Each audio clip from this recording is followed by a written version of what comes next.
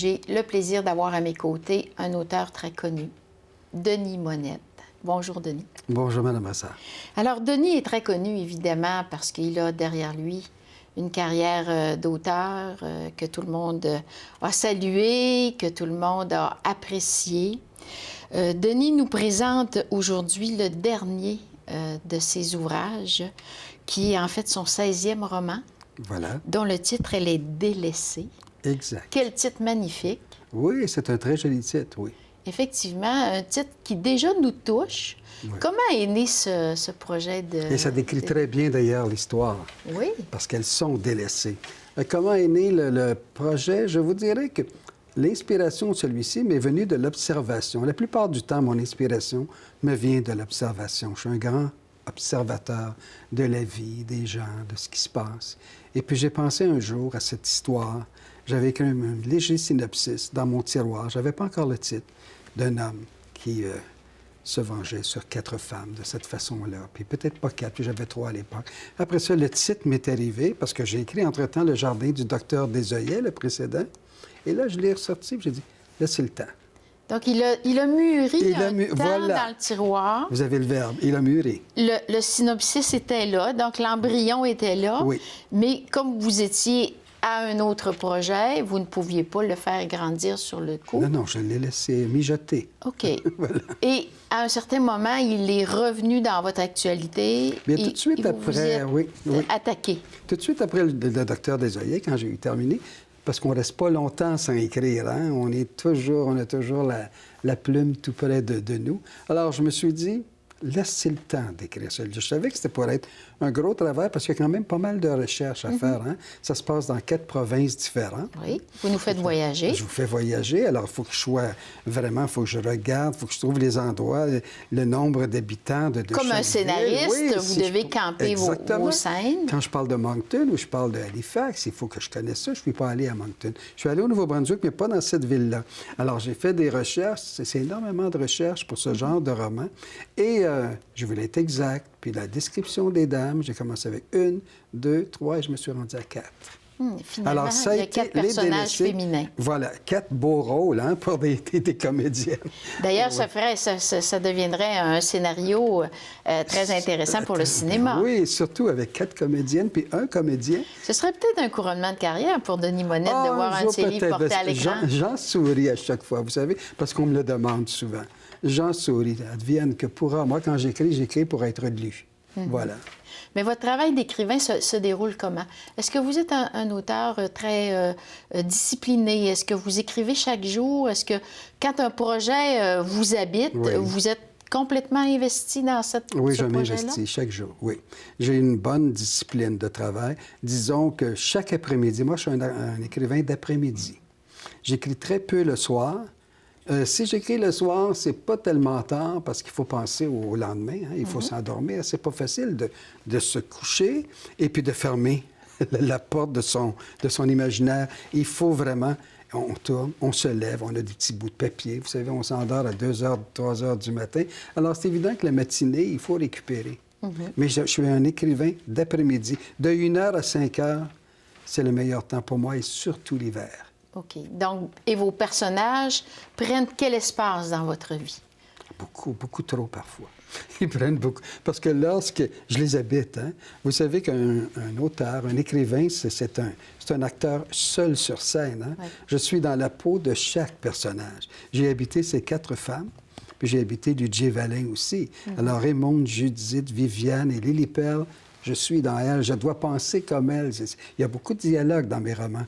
Alors, et là, je me transpose dans Ludger Valin, qui s'obstine avec une, et avec l'autre. Et je vous mens pas, c'est moi qui ai été soufflé à la fin. Hein? À la fin de l'après-midi, j'ai un essoufflement. Je dis, bon, ça va faire. Là. Mais je suis tellement content quand j'ai réussi, surtout un bon dialogue. C'est difficile, le dialogue. Marie-Claire Blais me disait, qui est une amie à moi, me disait toujours, vous êtes le roi des dialogues. Moi, je suis pas forte là-dedans. Non, c'est vrai que vos dialogues rendent le récit vivant. Oui. On sent l'interaction entre les personnages. La psychologie des personnages se révèle beaucoup. Et je suis très descriptif. Je les décris, vous les voyez. Vous parliez de cinéma, mais vous les voyez en me lisant. Mais quand je décris ces femmes, vous pouvez les imaginer dans 2 minutes. Tout est décrit, leur grandeur, leur couleur de cheveux. Je veux dire, vous n'avez pas à penser à quoi elles peuvent ressembler. Elles sont là. Quel est le plus beau compliment qu'on vous a fait par rapport à votre style d'écriture? Celui qui vous a le plus touché? Celui qui me touche à chaque fois, je dirais pas oui, à chaque fois. Et même la dame en entrant me l'a dit, j'adore vous lire parce que vous, j'ouvre le livre, je vous comprends du début à la fin. Donc, le fait d'être accessible. Oui, le fait d'être accessible, le fait de ne pas forcer sur les synonymes. Je n'aime pas forcer sur des synonymes pour que les gens soient obligés d'aller chercher un dictionnaire pour savoir ce que je veux dire, vous savez. Est-ce que c'est conscient dans votre démarche d'avoir une écriture contemporaine, près de l'action, près de l'émotion? Que j'écris comme je parle. Okay. J'écris comme je parle. Je ne me force pas pour parler bien. Je parle comme je parle. Et il y a des termes que je connais, d'autres que je ne connais pas. Et c'est évident. Alors, j'écris comme je parle et je rejoins des gens qui sont de mon baluchon, je dirais, de mon baluchon d'écriture. Mm-hmm. Et ça me fait plaisir. Quand on me dit, ah mon Dieu, et quand on me dit dans les salons, je vous ai lu dans 3 jours. J'ai pas arrêté, monsieur. J'ai même pas fait ma lessive. Dans 3 jours, je vous ai lu. Ça, c'est des beaux compliments. Quand la dame vous dit qu'elle ne sait pas où poser le signet, c'est que vous ne l'ennuyez pas. C'est un beau compliment. C'est un très beau compliment. Ah, mon Dieu, ça me ravit à chaque fois. Ça me désole qu'elle le fait en 3 jours. Je trouve ça vite. Ça me prend 2 ans. Mais comme vous avez déjà 23 ou 16 romans, 16 romans en circulation, on peut présumer que si elle en a lu un en 3 jours, elle a eu le temps de lire toute la collection au complet. Bien, absolument. Oui, les gens vont chercher d'autres romans. La plupart les ont lus et c'est curieux parce que dans les salons du livre, ils sont tous là. Et quand on les regarde, vous savez, ils ont leur signet à la main. Ah, lui, je l'ai. Ah, celui-là, il manque. Ils peuvent cocher. Est-ce que vous l'avez ici? Ils peuvent cocher. Alors, ils viennent chercher ceux qui n'ont pas lu, ceux qui me découvrent avec Le Jardin du Docteur Désœuillé ou Les Délaissés et qui apprécient ce genre de lecture, qui apprécient mon style, va revenir. Moi, je fais ça aussi avec un auteur. Si je lis un auteur pour la première fois, je m'aperçois qu'il a écrit 4-5 autres œuvres, je vais aller les chercher. Bien sûr. Parce qu'il m'a plu une fois, donc il ne va pas me décevoir. On s'attache. Oui, on s'attache au style d'écriture, à la qualité des dialogues, des personnages. Oui. On sait d'un ouvrage à l'autre qu'on va retrouver Denis Monette derrière. Exactement, oui. Mais dans celui-ci, dans Les Délaissés, vous avez eu à vivre personnellement quand même une épreuve très importante en cours d'écriture. Oui. Est-ce que ça l'a teinté? Est-ce que ça l'a influencé? Je dirais, les messages cachés que vous avez semés dans ce Non, je vais vous dire, oui, j'ai vécu l'épreuve d'avoir perdu mon épouse, c'est ce dont vous parlez. Oui. J'avais commencé, d'ailleurs, le roman, j'ai été obligé de le mettre de côté, elle était très malade. Et lorsqu'elle est décédée, après son décès, c'est sûr qu'on a un deuil à faire, il y a eu un gros mois où je me suis senti vraiment là, sans inspiration, sans imagination même. Sans désir d'écrire. Oui, sans désir, il faut avoir de l'imagination. Et je n'en avais pas pour poursuivre. Le tricot ne se faisait pas. Et après un mois, je me suis dit, bon, ben là, c'est ma soupape. Hein? Ma seule soupape que j'ai de passer à travers tout ça plus rapidement qu'un autre, c'est l'écriture. Alors, j'ai repris mon roman, j'ai repris le tricot, j'ai remis les mailles ensemble et je suis reparti. Voyez-vous, ça fait 1 an de ça. Et c'est comme ça que j'ai pu passer à travers le creux de vague qui aurait pu être plus long parce que c'est pas facile, après 54 ans, de se retrouver seul dans sa vie, seul à la maison, dans une grande maison, les enfants partis, je suis seul avec mon époux. Puis là, on se retrouve complètement seul. C'est plus pareil. J'achetais encore pour 2, vous savez. Oui. Est-ce que votre approche à l'écriture a changé? Non, pas du tout. Non? J'ai repris le fil où il était, et lorsque j'ai le don, quand je suis avec mes personnages, ou dans la peau de mes personnages, d'oublier les gens, d'oublier tout. Alors, je m'évade, je suis dans ma bulle, je suis avec mes personnages. Donc, j'ai repris où j'étais avant, nonobstant tout ce qui était arrivé, et je me suis replongé dans... C'est comme si on se replongeait dans... On prenait un autre sentier qu'on avait peut-être laissé tomber pour le reprendre et poursuivre. Okay. J'ai poursuivi comme ça, mais je n'ai pas changé, ça n'a pas influencé mon mode d'écriture, ça ne m'a pas rendu ni agressif, ni plus doucereux, ça m'a gardé tel que j'étais. Parce que c'est un autre qui écrit. L'auteur et l'homme, c'est toujours 2. C'est 2 âmes. En fait, l'écriture vous amène à peut-être justement à faire un deuil plus doux, puisque vous retrouvez des éléments sécurisants dans votre processus de créativité. Oui. Et lorsque j'écrivais, madame, j'en ai écrit 16 romans, et mon épouse était une femme étonnamment discrète, qui ne m'a jamais dérangé lorsque j'étais dans mon bureau. Est-ce qu'elle vous lisait? Ah oui, elle me lisait sans arrêt. Elle a lu tous mes romans. Les bouquets de noces a toujours été son préféré. Dans mes romans, c'était son coup de cœur, mais elle m'a toujours lu. Et puis, mais lorsque j'écrivais, elle était discrète. Elle allait en voyage ou si je suis une... Elle vous laissait vivre votre processus. Si je suis un après-midi, oui, elle n'était pas dérangeante. C'était la femme idéale pour un écrivain. OK. Oui. C'est bien. Maintenant qu'elle n'est plus votre première lectrice, est-ce que vous avez trouvé d'autres personnes qui vous stimulent à l'écriture? Non, parce que... Ou est-ce que Les Délaissés, en fait, ma question, est-ce que Les Délaissés sera suivi par un autre roman? Est-ce que vous avez déjà un autre projet? Non. Vous parlez d'un autre roman? Un autre projet. Ah oui, sans doute. Oui, j'ai toujours un projet dans mon tiroir quand je suis en écriture. J'en ai pas 10, mais j'en ai un. Je ne sais pas quand, parce que là, je suis en pleine tournée de promotion, Salon du livre et tout, vous savez ce que c'est. Mais je me promets de reprendre la plume l'an prochain, mais je ne fais pas lire mes choses à personne. Ma femme ne lisait pas mes romans pendant que je les écrivais. Je lui présentais comme à vous. Je lui donnais le roman imprimé.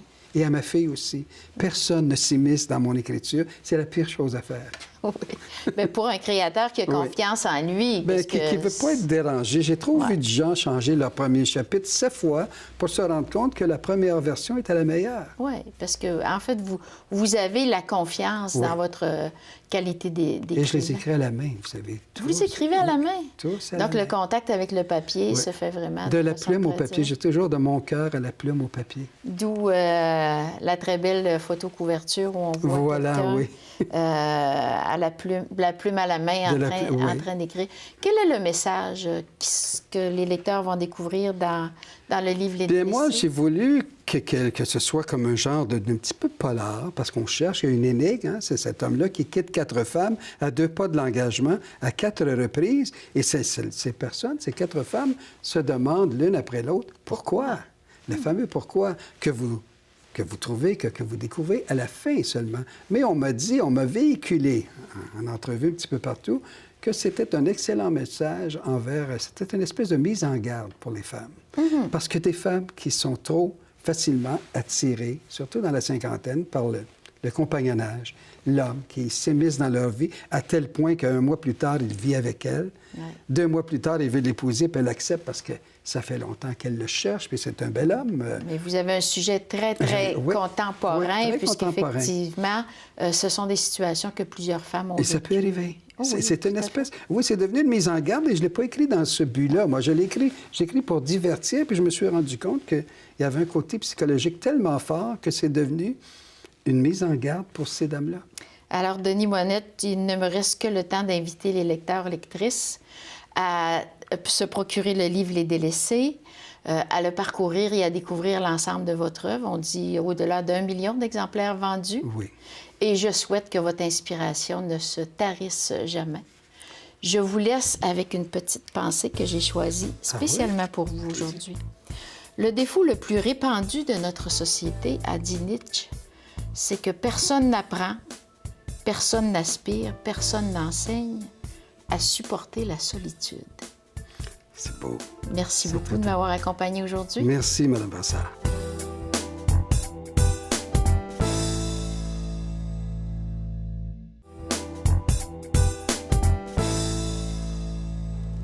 Rebienvenue à Histoire de livre. J'ai à mes côtés aujourd'hui une personnalité qui vraiment m'impressionne.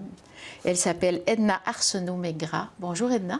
Bonjour, madame. Je suis très heureuse de vous accueillir au micro ce matin. Moi, de même, d'être ici avec vous. Parce que je viens de découvrir en même temps une femme qui a un parcours en création littéraire très important, mais aussi une femme de théâtre et une très grande conférencière.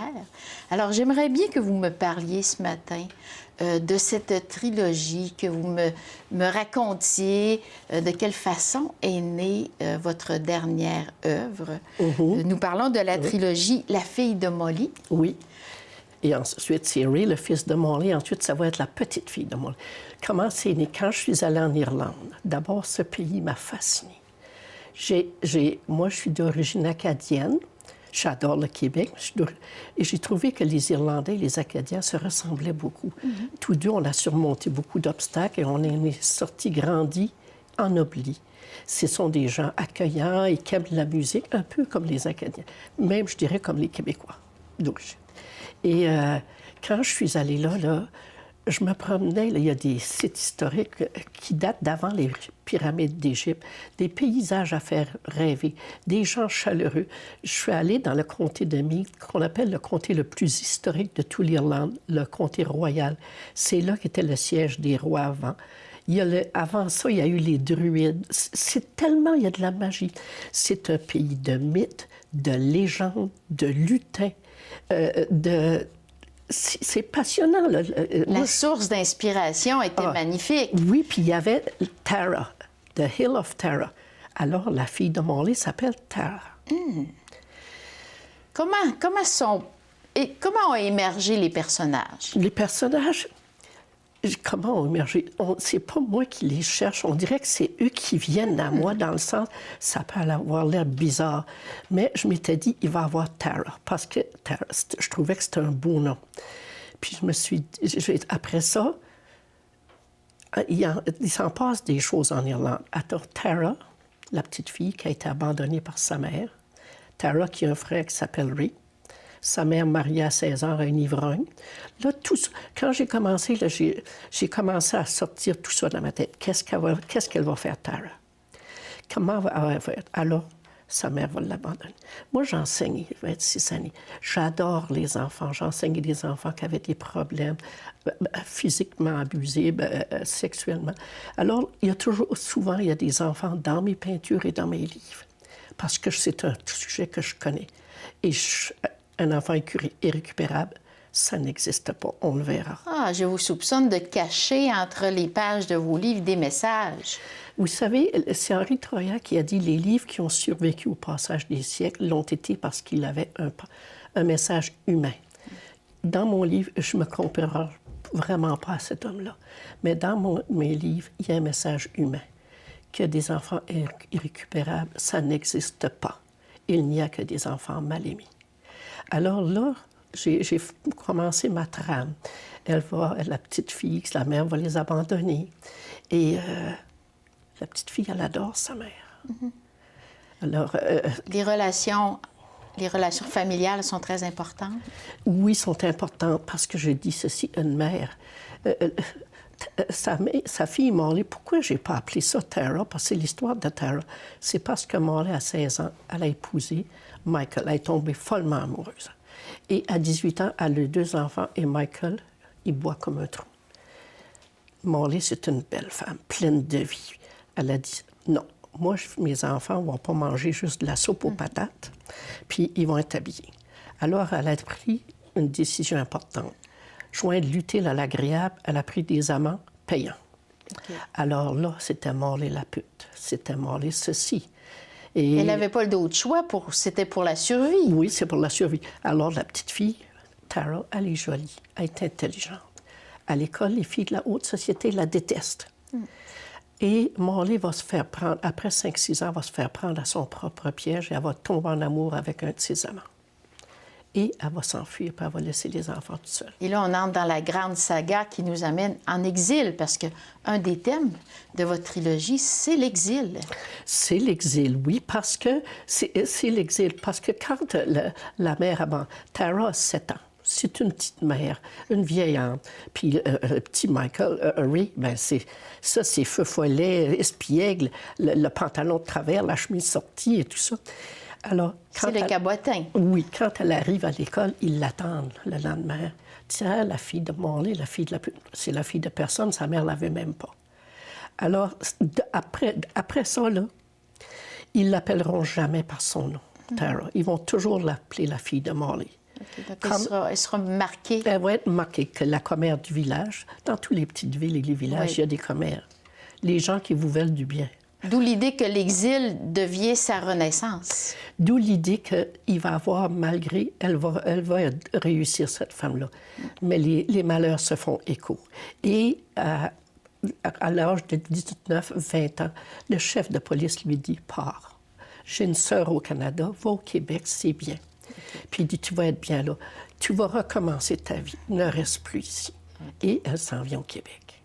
Donc, on va la suivre dans cette Ben oui. Dans cette façon de s'adapter au Québec. Ben oui, c'est évident. Et elle vient à Pointe-Claire. Pourquoi j'ai choisi Pointe-Claire? Ouais. Parce que moi, je suis fille de la mer, du vent et de la musique. Et le lac Saint-Louis, c'est toute beauté. Okay. Alors, je suis allée là, je voyais les petits voiliers, là. C'était l'endroit. Et ensuite, il y avait pas mal d'anglais, quoique maintenant, c'est presque, je pense, 70% francophone. Mais dans mon livre à moi, comme on dit en Acadie, dans mon livre à moi, il fallait qu'elle apprenne le français, ce qu'elle a fait avant de commencer, avant d'arriver au Québec. Alors, elle est venue habiter au Québec. Et à Pointe-Claire, je suis allée rencontrer les gens de Pointe-Claire. Les 2 médecins qui étaient là quand elle arrive, le cordonnier, l'épicier, la taverne et tout ça. Et ces gens-là, je les ai rencontrés. Je suis allée et je les ai en entrevue. Ils étaient heureux et ça a été... Le lancement à Laval a eu 200 personnes. C'est le lancement à Pointe-Claire, au Curling Club, c'était 50. Mais c'était tellement touchant. Il y a un monsieur de 90 ans, un autre de 80. Il dit, vous ne savez pas ce que vous avez fait pour nous. Mes arrière-petits-enfants nous lisent. Alors, il y a une fierté rattachée au fait que vous ayez campé votre personnage principal en terre québécoise dans ces lieux. Ben oui, c'est certainement. Mais le temps file très rapidement, oui. Mme Edna. Puis ensuite, c'est le deuxième. Oui, c'est ça. Dans le tome 2, nous allons suivre maintenant l'histoire de Ray. De Ray, le frère de... Ils vont être séparés. De votre héroïne. Puis il va aller chez une tante et un oncle qui n'ont pas d'enfants à 4-5 heures de route. Est-ce qu'on est toujours au Québec à ce moment-là? Non. Et là, on est en Irlande. On est en Irlande. On en a avant. Ray va continuer sa vie, lui, en Irlande. Attendons-nous. Parce qu'il va aller chez une tante. Le petit, là, lui, sa vie, il est heureux, insouciant, il pense à s'amuser. Tout d'un coup, 2 jours après, un oncle et une tante qu'il n'a jamais vu viennent le chercher. Alors, lui... Il est déraciné aussi. Il est déraciné. Et dans une famille, quand on vit des événements, on ne les voit pas de la même façon. Ça va être plus tragique pour lui. Alors, il va avoir de la difficulté à s'adapter. Sa mère l'adore, sa tante l'adore, mais il dit, une tante, c'est bon pour te garder. C'est pas une mère, ça. Et là, il la manque. À l'école, il ne peut pas rester tranquille. Il est un petit peu délinquant. Il va avoir des mauvaises fréquentations. Son oncle en voulait pas, puis il voudrait l'avoir muet et tranquille. Alors, l'école l'appelle, puis après une altercation, il décide avec un ami de se sauver. Il s'enfuit en Angleterre. Il a 13 ans. Et il dit, à moi la belle vie. Plus de... Ray, mon petit garçon, tu ne feras pas ci, tu vas faire tes devoirs. C'est fini. Contrainte. Plus rien du tout. Là, je vais travailler, on va travailler, je vais faire de l'argent et je vais être riche. Donc, c'est un homme déterminé. C'est un jeune adolescent déterminé. Alors, naturellement, ces enfants-là, ils sont souvent, là, ils vont rencontrer des fois des mauvaises fréquentations. Oui. Et il veut tout faire pour être riche. Mais là, je touche déjà du doigt les messages cachés que vous avez insérés dans ce tome 2. Mais il est attachant, le petit bonhomme. J'étais en France, puis il y a une dame qui m'a dit, je le lisais, puis va pas là, Ray, va pas là. Mais c'est ça. Et il a fait est-ce qu'il va faire des mauvais coups, des rencontres inopinées? Il va arriver des choses incroyables. Tout va lui arriver. Mais c'est un petit bonhomme qu'on veut secouer, mais c'est un petit bonhomme qu'on veut prendre dans nos bras. Okay. Et qu'il est extrêmement attachant. Extrêmement attachant. Ouais. C'est ce que les gens témoignent de votre style d'écriture, d'ailleurs. C'est que vous arrivez vraiment à nous faire identifier la narration à ce qui se vit. Et on a l'impression qu'on est parents, qu'on est de la famille, qu'on est tout près de vos personnages. Vous savez, j'ai lu, on dit que publier un manuscrit, c'est un legs à l'humanité qui doit s'accomplir. Je ne sais pas. Mais moi, j'aime l'idée d'amener l'espace d'un temps, amener le lecteur à rire, à pleurer, à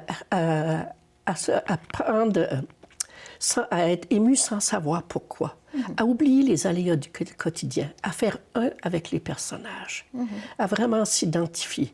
Et si je réussis ça, je dis mission accomplie. Ah bien, il n'y a nul doute que dans le tome 1 comme dans le tome 2, vous avez réussi et c'est mission accomplie. Maintenant, les gens se questionnent. Est-ce que vous êtes déjà en train d'écrire le tome 3 et que va-t-il contenir? Le tome 3, ça va s'appeler Brianna. C'est la petite fille de Tara. De Molly, pardon. C'est la petite fille de Molly, la fille de Tara. Donc, on saute une génération. Pas vraiment. Non? Non, il y a eu Molly, la mère, il y a ses 2 enfants, puis il y a l'enfant de la fille. Ouais. Alors, c'est... Oh, ben oui, puis là, il y en a... Vous êtes écrivaine. C'est un virus incroyable. Puis dans la tête, là, moi, je commence à écrire, là, je suis vraiment là, en effervescence. En fait, vos personnages vous possèdent. Oh, mon Dieu! Parfois, ils sont méchants, ils sont ingrats, ils sont malcommodes. Je les exile. Je les exile pour un jour ou deux, puis Vous ils avez vont besoin revenir. de respirer un peu. Oui. Et parce- ensuite, vous revenez doucement, vous remettre au travail. Oh non, je fais 50 heures semaine. Moi, je commence le matin, je déjeune pas. Je peux être 8-10 heures par jour. Vous êtes vraiment une écrivaine engagée dans vos projets. Ah, je suis vraiment prise parfois là-dedans. C'est incroyable. Des fois, mon mari dit, viens, on va sortir, prendre l'air. Puis il me parle, il dit, est-ce que tu m'écoutes, Edna? J'ai dit, ben oui, chérie. Je l'entends, mais je l'écoute pas. Moi, je suis pas là. Non, mais vous êtes dans le processus de créativité qui vraiment prend tout l'oxygène, prend toute la matière et la transmet ou la Et transforme. vous savez, il n'y a rien de plus vrai qu'un personnage fictif. C'est vrai. Tout comme un personnage réel, parce qu'il vit, il pleure, il rit, il fait tout comme nous. Et dans ces livres-là, les 2 livres, il y a 3 mois de recherche. Je me suis rendue sur place, j'ai marché dans les rues. je me D'ailleurs, suis les promenée. décors sont exceptionnellement intéressants. Vous nous transportez de l'Irlande au Québec. Vous nous faites voyager avec vos personnages. Et c'est comme si on y était. C'est vraiment une très belle qualité de mise en situation. Un côté scénarisation dans votre démarche. C'est ce qu'on m'a dit, là. Puis, mais je pense que j'aime ça. Ça fait 3 fois que je fais ça sur 2 continents différents. C'est beaucoup de travail. Mais moi, j'apprends tellement, là. C'est Alors, incroyable. vous faites voyager vos lecteurs, vos lectrices, Edna, d'une façon magnifique. Et je veux vous féliciter pour cette trilogie dont nous avons déjà maintenant 2 tomes qui sont parus aux éditions Fides, La fille de Molly et Ray, le fils de Molly. On attendra pour bientôt la suite, j'espère, en 2013. Je sais pas. Des fois, c'est 2 ans, là. Parce Si que... l'inspiration est avec vous. l'inspiration, mais je le doute. ce sont des briques, ça, là. Alors, je vous laisse, Edna, avec une petite pensée d'Alfred de Musset.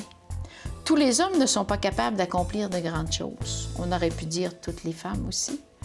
Mais chacun peut être sensible aux grandes choses qu'on lui propose. C'est beau, ça. Merci d'avoir été C'est avec moi nous. qui vous remercie. Merci À bientôt. infiniment. Au plaisir de vous lire à nouveau. Alors, je vous remercie d'avoir été avec nous pour ce segment d'émission Histoire de lire. Je vous dis à bientôt.